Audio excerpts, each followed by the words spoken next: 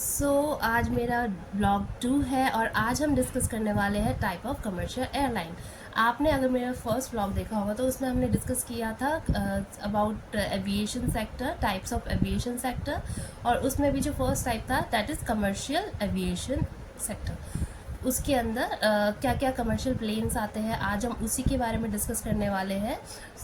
नमस्कार, मेरा नाम आरती है और आज हम अपने ब्लॉग 2 में डिस्कस करेंगे अबाउट द कमर्शियल एविएशन के अंदर जो कमर्शियल प्लेन्स आते हैं, कौन कौन किससे कितना डिफ़र करता है, कौन कितना पावरफुल है, किसकी कितनी सीटिंग कैपेसिटी है, कौन टेक्नोलॉजी वाइज कौन कितना ज़्यादा डेवलप्ड है, कौन किस पर्पज़ से ज़्यादा यूज़ किया जाता है, तो वो सब चीज़ें आज हम डिस्कस करने वाले हैं। वीडियो स्टार्ट करते हैं। अगर आप मेरे चैनल पर नए हैं, पहली बार आए हैं, तो प्लीज़ मेरे वीडियो को चैनल को सब्सक्राइब कीजिए, मेरे वीडियोस को लाइक कीजिए और जितना ज़्यादा हो सके जो भी नीडी पर्सन है उनसे ये शेयर कीजिए ताकि उनको भी नॉलेज मिल पाए जितनी हो सके, जितनी मैं प्रोवाइड कर पाऊँ। स्टार्ट करते हैं। जो फर्स्ट हमारा कमर्शियल प्लेन है वो फर्स्ट है हमारा जंबो पैसेंजर जेट। नाम से ही सजेस्ट होता है, नाम से ही पता चलता है जंबो। जंबो मीन्स बहुत ओवर साइज्ड जंबो जेट होता है, जो कि आपको क्या लगता है, is it for passenger? Yes, it could be for passenger, but this is for cargo purpose as well. ये कार्गो के लिए भी यूज़ होता है। Boeing 747 is the first wide body commercial jet है that is quickly converted into passenger plane from passenger plane into a cargo plane. Passenger plane से आप cargo plane में इसको इजीली कन्वर्ट कर सकते हो। ये इतना बड़ा, इतना ज़्यादा स्पेशियस होता है। इसके अलावा ये बहुत ज़्यादा प्रॉफिटेबल नहीं है। क्यों? क्योंकि massive jet is limited unless you are flying from large central hub to another large central hub. जो आप सेंट्रल हब पर ट्रैवल करते हो तभी ये प्रॉफिटेबल होता है, अदरवाइज आप इसको शॉर्ट डिस्टेंस के लिए, रीजनल ट्रैवल के लिए आप इसको ज़्यादा यूज़ नहीं कर सकते, cause it is very fuel consuming aircraft. ये हो गया जंबो जेट के बारे में। इसके अलावा जो सेकेंड आता है वो आता है mid size passenger jet. Mid size, jumbo से थोड़ा छोटा होगा, मीडियम साइज का होगा, एज द नेम सजेस्टेड। अब इसमें फॉर एग्जांपल इसमें हम बात कर सकते हैं Airbus 350 to 1000। These are mid size passenger jet. इसके जो बॉडी होती है वो नैरो बॉडी होती है, although they can still carry up to 350 passenger at a time. These jets are desirable among airlines. Airline सबसे ज़्यादा प्रेफर करती है इस तरह के जेट को। क्यों? Because they are sustain profitability in seasonal routes and on smaller flights.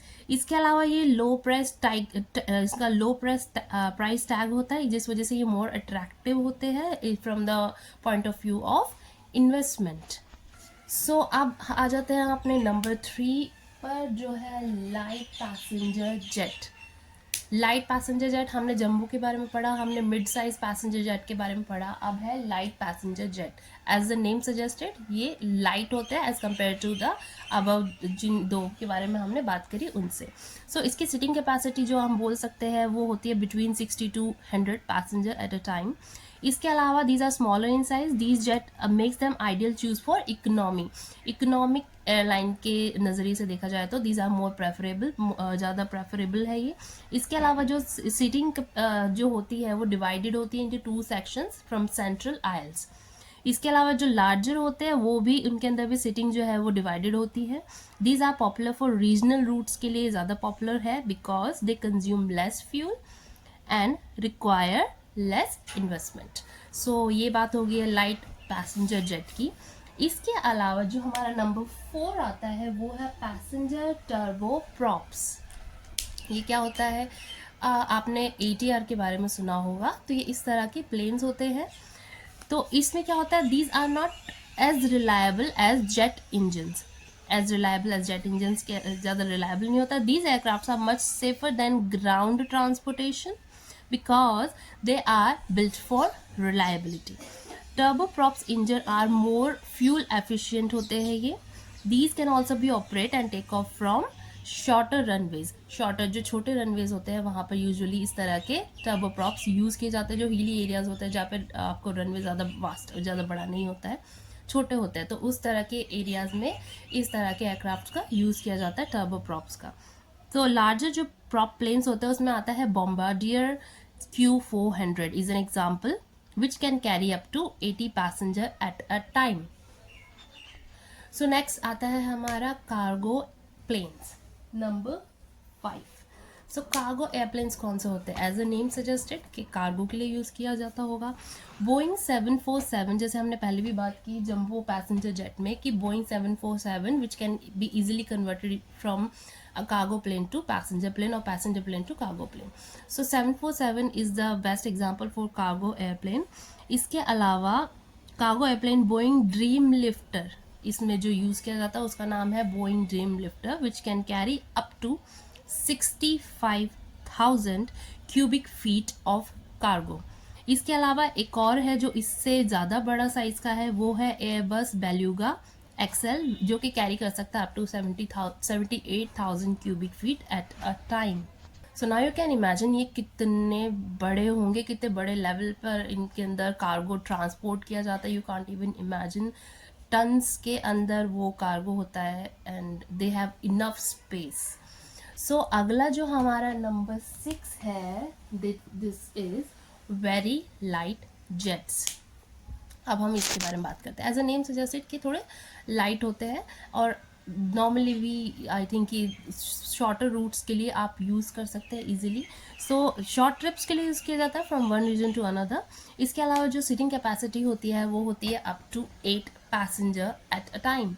And इसका एडवांटेज क्या होता है? एडवांटेज ये होता है कि you can hire a single pilot. आप एक सिंगल पायलट को हायर कर सकते हो, आपको पूरे एंटायर क्रू को हायर करने की ज़रूरत नहीं है, क्योंकि शॉर्टर डिस्टेंस शॉर्टर ट्रिप्स के लिए ही यूज़ किया जाता है। दिस इज़ फॉर यूजुअली जो इसका यूज़ है वो है रिमोट डेस्टिनेशन, जो रिमोट जहाँ पर हम बड़े एयरक्राफ्ट बड़े एयरप्लेन्स को नहीं ले जा सकते, उस जगह पर जो छोटे छोटे रिमोट लोकेशंस होती है वहाँ पर इस तरह के एयरक्राफ्ट को ले जाया जा सकता है। And this can be use for flights with that can be carry up to, अच्छा इसका जो ट्रैवल ड्यूरेशन होता है मिनिमम टू मैक्सिमम वो होता है 40 to 80 minutes max to max. इससे ज़्यादा का ड्यूरेशन इस क्राफ्ट का नहीं होता है, इतने ड्यूरेशन में ही आपको शॉर्ट ट्रिप कवर करनी होती है। सो इसके अलावा they do not have any lavatory compartment, इसके अंदर कोई अलग से लेवरेटरी कंपार्टमेंट नहीं होता, बट हाँ इमरजेंसी के लिए एक होता है, अदरवाइज कोई ऐसा डेडिकेटेड लेवरेटरी कंपार्टमेंट नहीं होता। इसके अलावा जो हमारा नेक्स्ट आता है that is number 7, light business jets. As a name suggested light weight है प्लस बिजनेस पर्पस के लिए है। तो इसमें क्या होता है, these are capable of transcontinental flights of 2400 nautical miles और मोर। इस इतने डिस्टेंस के लिए ये यूज़ की जाती है। दे हैव डेडिकेटेड लेबोरेटरी होती है इनके अंदर, इवन मोर कैबिन स्पेस होता है वेरी लाइट जेट के कंपैरिजन में। इनके लाइट बिजनेस जेट्स के अंदर कंपैरिजन में लाइट बिजनेस जेट में जो है मोर स्पेस होता है as compare to very light jets. इसके अलावा these are loaded with such a technology that you can even organise any meeting during your travel journey. So you can imagine कि इसके अंदर कितना स्पेस हो सकता है कि आप एक मीटिंग भी ऑर्गेनाइज कर सकते हो रिमोटली। इसके अलावा जो नेक्स्ट आता है that is mid size business jet. अब ऑब्वियसली मिड साइज मतलब कि जो लाइट जेट था पहले उससे थोड़ा बड़ा साइज होगा, बड़ा साइज होगा तो मतलब कि ज़्यादा स्पेशियस होगा, ज़्यादा स्पेशियस होगा दैट मीन्स। अब इसके अंदर क्या खासियत है, इसके अंदर खासियत ये है इधर सीटिंग कैपेसिटी होती है अप टू 10 पैसेंजर्स की होती है एट अ टाइम। इसके अलावा इसके अंदर लग्जरी अमेनिटीज़ होती है, luxury amenities with very well technology. इसके अलावा this is very fuel efficient and designed to travel for long distance within very short duration। बहुत ही faster technology होती है इसकी। So next जो हमारा आता है that is heavy business jet। Heavy business jet that means more even more spacious than the previous one, mid-size business jet। तो इसके अंदर क्या है, these are can be converted into larger commercial airline jet into luxury planes में आप convert कर सकते हो easily. Ability to conduct full scale meeting, even आप कॉन्फ्रेंस भी इसके अंदर कर सकते हो। यू कैन इमेजिन कि कितना ज़्यादा स्पेशियस होगा ये अंदर से।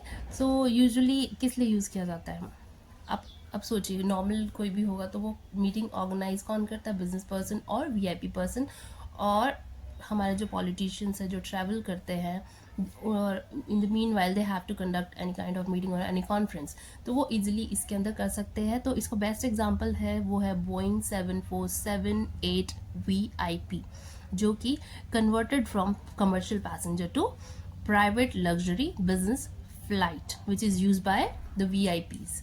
इसके अलावा लार्ज कैबिन स्पेस होता है, लिटरली इसके अंदर पूरा एक ऑफिस बना होता है, जैसे एक बिल्डिंग में ऑफिस होता है जिसमें अलग अलग सेक्शंस होते हैं ऑफिस में, बिल्कुल इसी तरह से इस एयरक्राफ्ट, ये जो फ्लाइट है इसके अंदर डिपार्टमेंट्स और कंपार्टमेंट्स बने होते हैं ऑफिस वर्क के लिए। अब आप सोच सकते हो कि ये पूरा 4 BHK 3 BHK और इवन 5 BHK तक का स्पेस होता है इसके अंदर, यू कैन इमेजिन। एंड इसके बात हो गई है हैवी जेट की। अब नेक्स्ट आता है मिलिट्री जेट।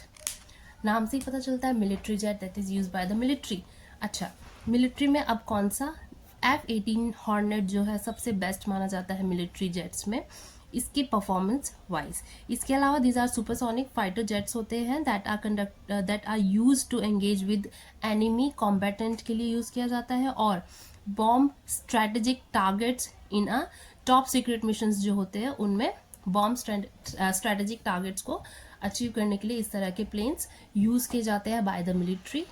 अच्छा, अब इतना ज़्यादा highly technology full of technology है, तो इस दैट मीन्स कि इसके जो कॉस्ट होगी दैट इज़ वेरी हाई, बहुत ज़्यादा कॉस्ट होती है, $billion में इसकी कॉस्ट होती है।